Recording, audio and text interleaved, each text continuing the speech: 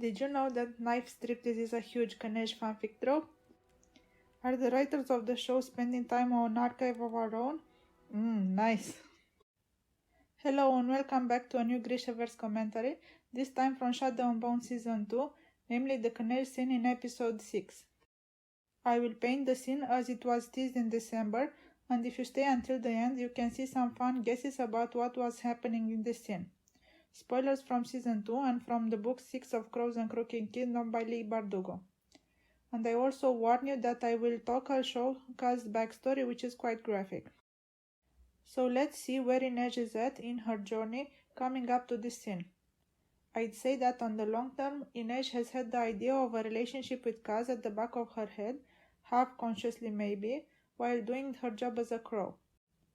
So far, she didn't need to think how is life supposed to look beyond these vigilante obligations, beyond this armor that she's built to hide the part of her that still lives with the trauma of having been enslaved in a brothel, Kaz being part of that armor, a protector of sorts, as is her fearlessness.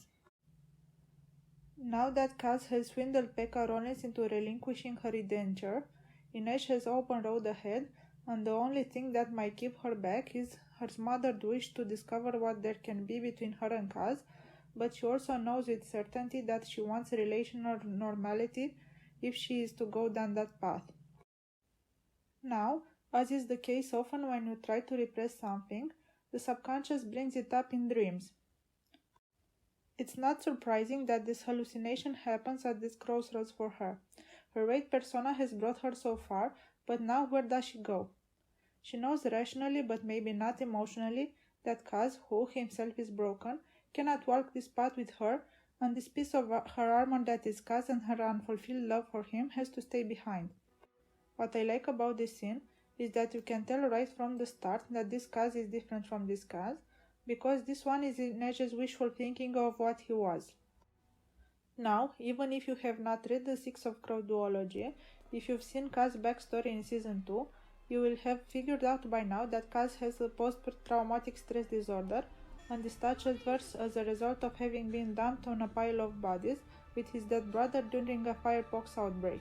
Basically, Kaz is reminded of that horrible event and sees dead people whenever he touches someone skin to skin, which is why he is tightly clothed and wears gloves, and also why we see him so frightened in crowds and so apprehensive when he tries to help Inej with her wounds.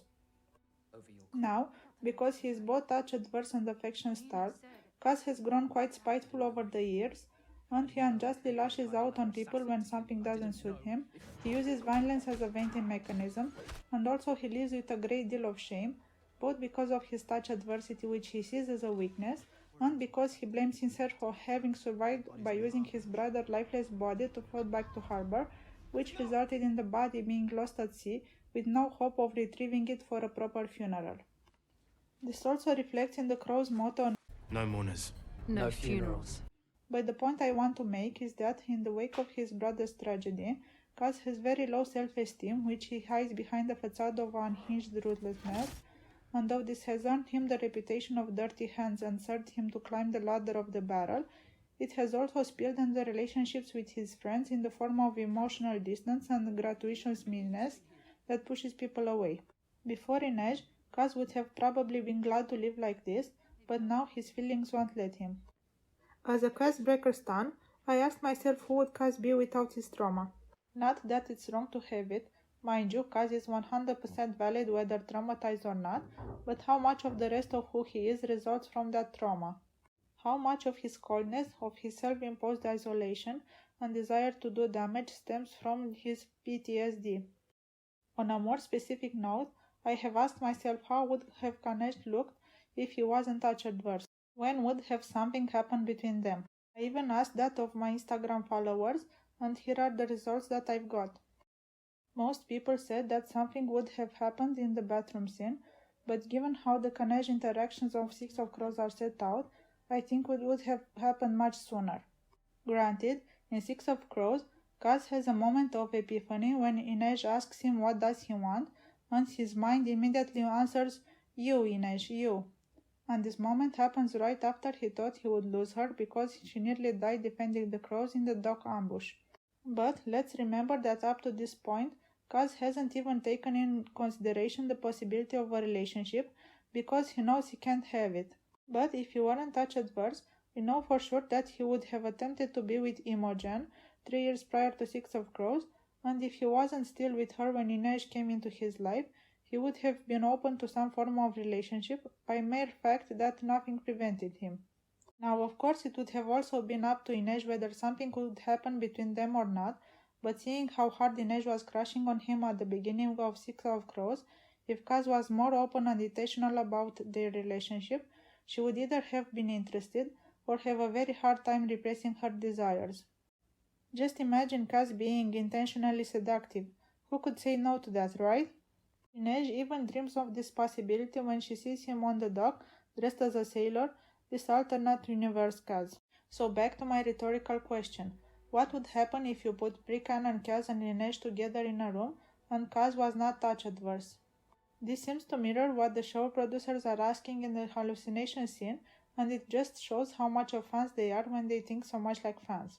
But the funny thing is that usually when I try to imagine what would happen between Kanej in such an alternative circumstance, this image of touch confident Kaz dissolves from my mind. It's not real, it doesn't make sense. Touch confident Kaz is an illusion, a hollow shell of the real Kaz, and this is exactly what happens in the hallucination.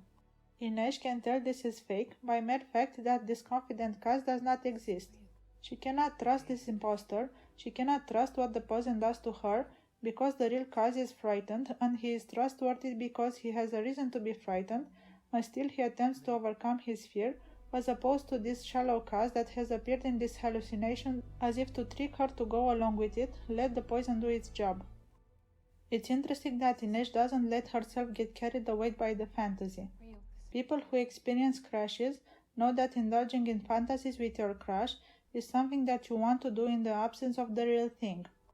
Sometimes it's even hard to ask your crush whether they are interested in you or not, because a negative answer kills even the fantasy, and it makes you feel like you are left with nothing. And look what does this brave woman do. She pushes away the fantasy, appealing as it may be to linger in it, poisoned as she may be. It's both a sign of deep hopelessness, a sign of strength. She won't have any half measures, but also one of love. She won't have this both, the shell of Kaz, because she loves the real one too much to even indulge in a fantasy with someone who isn't him. Now on to second part of this video, I want to analyze the realization of the fantasy itself. I know some fans have said that Season 2 erases Inej's trauma, however to me it never felt that way, in the same way that Kaz's trauma wasn't erased in Season 1, in which you can't even tell that he is touch adverse. We know that if the Six of Crows spin-off is greenlit, there will be an Inej episode, the script for which is already written by Pratiksha Srinivasan, and we can obviously expect a dive into Inej's past. Also, Amita has talked in interviews that she has researched the trauma of slavery survivors, and though the signs of it are subtle, they are there in the way she acts. A slight stiffness when she is touched suddenly, or the fact that she freezes in this fight scene instead of liberating herself. If there is anything that was erased in Season 2, it's Jesper's crush on Kaz.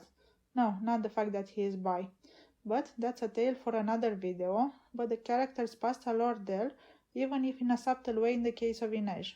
In fact, this hallucination scene is where her own difficulties with intimacy are most obvious.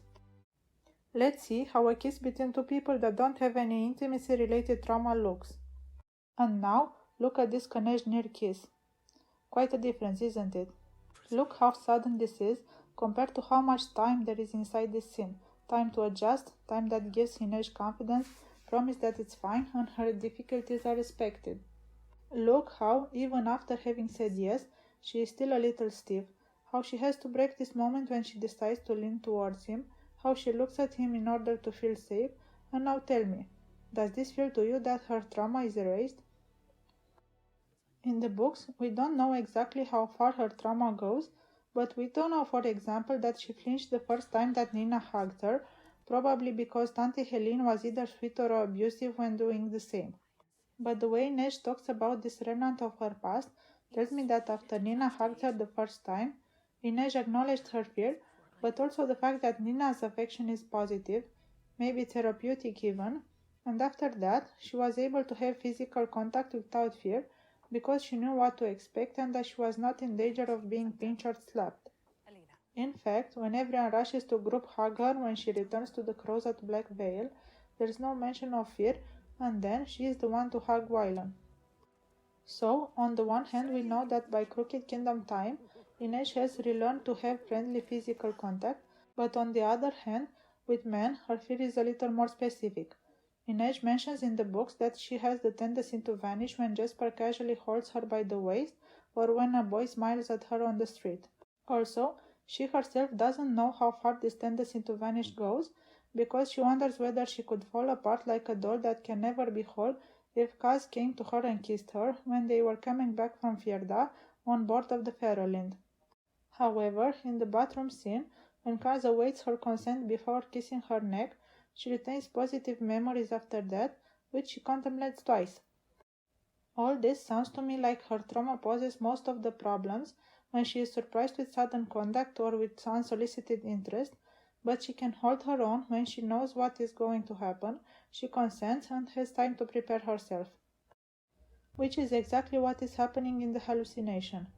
Kaz, or Kaz doppelganger, however you wish to call him, subtly lets her know that he intends to get closer, first by removing the throwing knives and then his gloves, then he asks for consent before holding her waist, then he moves very slowly, lets her see him when he caresses her cheek, and from then onwards he follows her cue, only approaches her if she approaches as well, and is very attentive at what she does because he retreats as soon as she does. So, given the information that we have about Inej from the books, there is no reason why she couldn't do this, despite all her trauma. Nothing is sudden, consent is not only verbally asked for but also awaited at every new gesture. Overall, there is nothing here that wasn't there in the books. I don't feel that her trauma is raised in this scene, but rather it's where it's most obvious. Now, one last thing that I want to say is that Neyar's story at the end of this episode was absolutely beautiful and it was meant to touch every one of these characters. And it did. It touched Jasper and Wylan and confirmed Nina's resolve to find her way back to Matthias, and it was meant to touch Zoya too.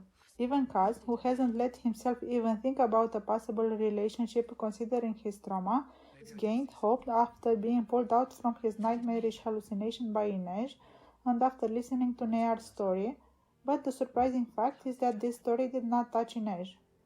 And here is where I turn into a sobbing mess. Looking back though, it makes sense. Inej is faithful but not blinded by fate. She will worship Saint's benevolence, but she won't lose who she is or lose contact with reality in the process, so Inej is up to find her own path, and if Kaz will want to pursue a relationship with her, he will first have to take some steps on his own healing journey. So this is my interpretation of this wonderful scene, and I love to hear how you reacted to it.